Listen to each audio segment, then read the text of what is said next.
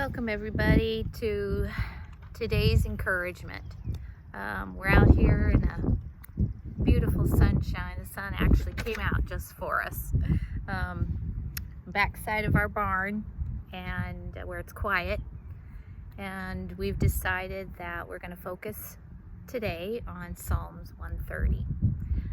Mark wanted me to read the whole chapter, which I will, but our focus today is on verses 5 and 6. And I just love how the NIV translates this. When I read this earlier this week, it just really made me think about our whole being waiting for the Lord. So let me just read this. I wait for the Lord. My whole being waits. And in His word, I put my hope. I wait for the Lord. 3 times it says, I wait for the Lord. And where I put my hope is in His word. What I love most about this is my whole being. Everything about us waits for the Lord. I think what's interesting too is you think of that, I will wait for you, Lord. The biggest question is why? Why would we wait for the Lord? If you look at the first verse, it says, out of the depths I call to you, Lord.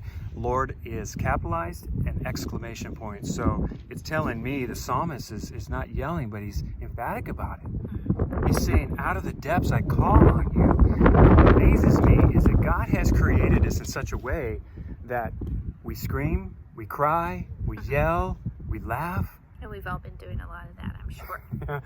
And so the Lord can handle how we cry out to Him, and the psalmist is crying out to Him in that way, always. Second thing I look at is verse 3 and 4. It talks about the Lord, the Lord, if you keep an account of iniquities, Lord, how could I stand against that? And so in this, the psalmist is looking to the Lord, understanding that He forgives. And he talks about, if you kept an account of all my iniquities, it's like me being in business, bookkeeping, accounting, whatever you want to call it. If someone was to come into my office and I listed all the iniquities against them, against myself, all the money they owed you, all the money, there'd be no way to pay it back. Yet I look at this and the Lord forgives that. And then verse 5, as Heather said, is that waiting on the Lord, that our hope is found in the foundation of His word. I think of getting on an airplane and realizing that as I step onto that airplane, I don't talk to the pilot, but I put all of my hope in that pilot, that he's promising me that he's going to get me to my destination safe. I don't question it. I put all of my hope in it, and we can do the same in regards to the word of God. And then the last thing in verse 7, it talks about Israel, put your hope in the Lord, for there is faithful love with the Lord. And so why do we wait on the Lord? I think the greater question is why would the Lord redeem us? Out of His faithful love, why would He redeem us? And to realize, if you go back up, the reason He forgave us was that so that His name would be revered. His name would be lifted up.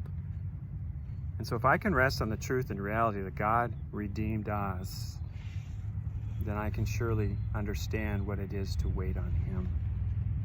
Even as you and I were talking about how people are feeling through this time. It's hard. It's been hard. God's asking us to hold, to just stay put, to wait. And I believe, I want to be able to hear, after this is all done, the stories of what God has been doing to everybody through this time of waiting. Families having to be in close proximity to each other. You know, maybe some of you actually enjoy this time of waiting and not having a lot of scheduled events. And then some families are really struggling. This is really hard stuff. And yet God has a plan for us. That should be our hope. We should be resting in that.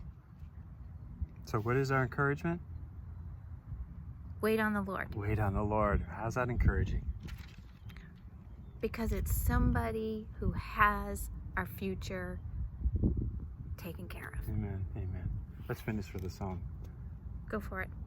I'm not singing it. You all probably. Let's do it. We need Jesse. Let's go. I will wait for you. Wrong key. Surely wait for you. Till my soul is satisfied. Amen. I think we need the words. We do need the words. There. Love you guys. Miss you and love you. Take care. Bye.